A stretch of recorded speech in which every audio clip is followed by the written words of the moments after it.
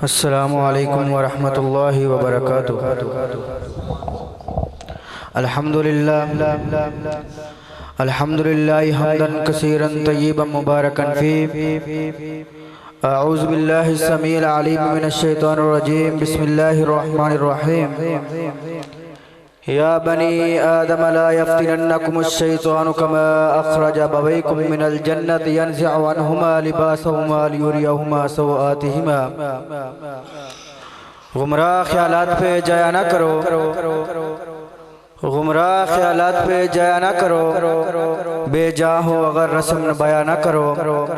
ला तकरबु ज़िना कहता है रहमान हमें, ला तकरबु ज़िना कहता है रहमान हमें। इफ़त की करो कदर लुटाया ना करो। सामईन मोहतरम, हमारे आज के मेहमानान इकरामी हज़रत मौलाना हाफ़िज़ अब्दुल रऊफ़ यज़दानी साहब, और मैं नहायत ही मशकूर हूँ अपने प्यारे भाई हाफ़िज़ सरफराज साहब का कि जिसने मुझे स्टेज पर बोलने का मौका दिया।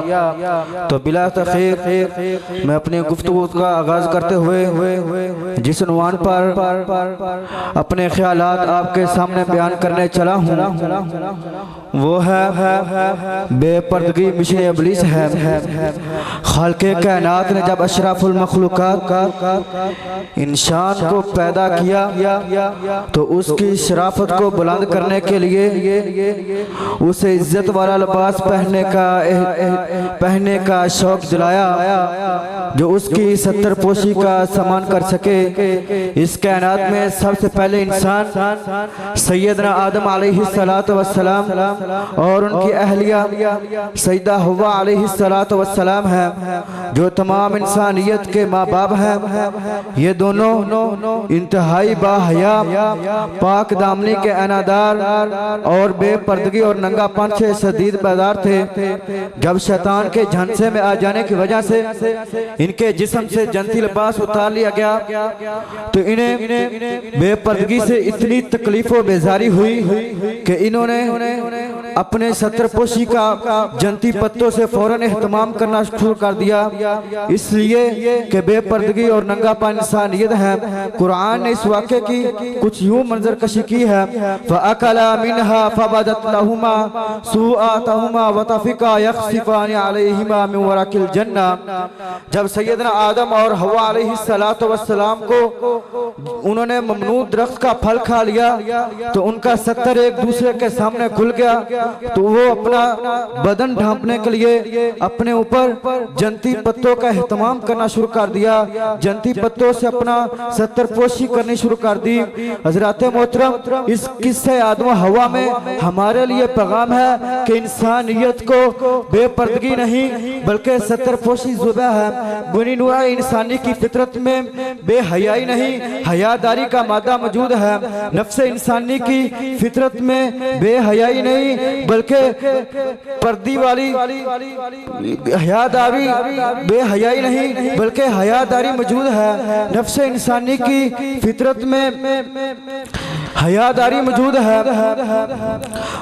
ये मैं नहीं कहता, रब का कुरान कहता है या बनी आदम ला यफ्तिनन्नकुमुश शैतानु कमा अखरज अबवैकुम मिनल जन्नति यंज़िअु अन्हुमा लिबासहुमा लियुरियहुमा सवआतिहिमा वतफ़िका यख़सिफ़ानि अलैहिमा मिन वरक़िल जन्ना।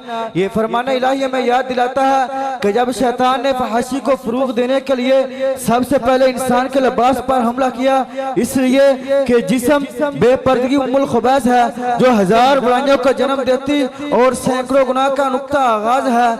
आज भी लश्कर इब्लीस मिशन इब्लीस की तकमील के लिए इसी मंसूबे पर अमल कर रहा है कि मुसलमानों का वकार छीनने, इन्हें इज्जत अज़मत से दूर करने, इनसे गैरतों कौम परस्ती का मादा निकालने, इन्हें शर्मो हया से दूर करने के लिए बेपर्दगी तरफ मैल किया जाए।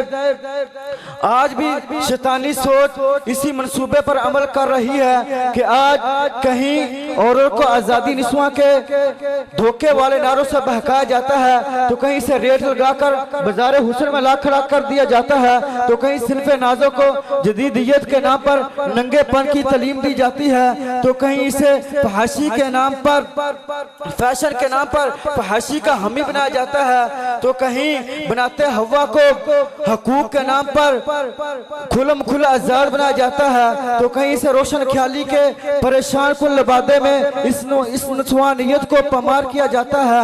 अफसोस को मुहतरम मुस्लिम जैसे ला तत्तबिउ खुतुवात शैतान की इताअत में शैतान से बचना चाहिए था, आज इसी इब्लीसी हमले में दीवाना वार फंसती चली जा रही है। अफसोस के फर्जंदान इस्लाम आज वला तकरबुल फवाहिश की पैरवी में शराफत व पाकीज़गी का नमूना होना चाहिए था।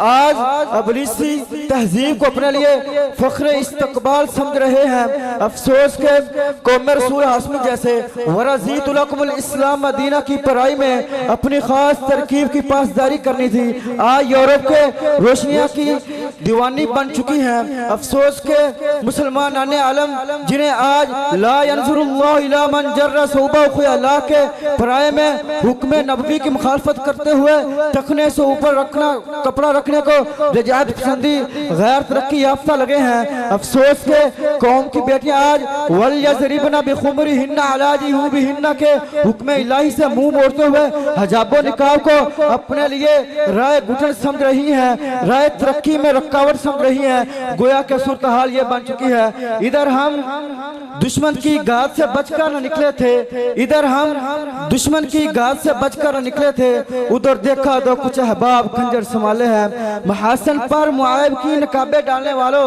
महासिन पर मुआयब की नकाबे डालने वालों, अंधेरे फिर अंधेरे हैं, उजाले फिर उजाले हैं। सामईन मोहतरम, अफसोस के इसी बेपर्दी का नतीजा है कि आए रोज हमारे मुल्क में इज्जत लूटती चली जा रही है। अफसोस के इसी इब्लीसी मिशन की पैरवी का नतीजा है कि हमारे मुल्क में हवा की बेटियां बिन ब्याहे हमला हो रही हैं। अफसोस के इस खुलम खुला आजादी की हिमायत का नतीजा है कि जिस्म फरोशी का तूफान वाले दैन को सर झुकाने पर मजबूर कर रहा है। मैं अपने मिल्लत के बेटों और बेटियों से ये अर्ज करना चाहता हूँ कि खुदारा ख्वाबे गफलत से बेदार हो जाएं और इब्लीसी हथकंडों से मुतासर होकर अपनी गैरत को कुर्बान न करें, बेपर्दगी को अपने लिए वैसे इफ्तिखार न समझे, फहाशी के दिलकश फरेब नारों में आकर अपनी अजमत को दाव पर न लगाएं।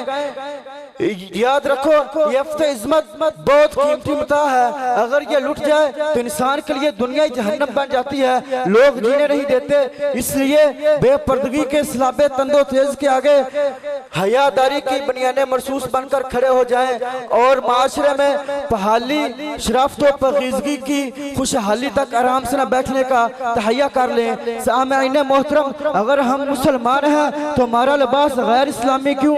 अगर हम मुसलमान तो हमारा रहन सहन गैर इस्लामी क्यों? अगर हम मुसलमान हैं हमारा बदोबोश गैर इस्लामी क्यों? अगर हम मुसलमान हैं तो हमारे तौर तरीके गैर इस्लामी क्यों? अगर हम मुसलमान हैं तो हमें इस्लामी तहजीब की बजाय यूरोपी तहजीब पर फख्र क्यों? आज तमाम मुसलमानों को यह अर्ज करना चाहता हूँ कि अपनी अपने ज़मीर में ये सवालात के जवाब पूछें और इस्लाम के रंग में रंगे जाने की कोशिश करें। इसी में हम अपनी शनाख्त को बावकार बना सकते हैं। सूखे हुए खिते को जजीरा कर दो, सीखे हुए खिते को जजीरा कर दो, तुम चाहो तो दरिया को भी शहरा को भी समंदर कर दो। है उसवा अहमद में भलाई अपनी, है उसवा अहमद में भलाई अपनी, अब हर साथी को दीन का शिदा कर दो। वमा अलैना इल्लल बलागुल मुबीन।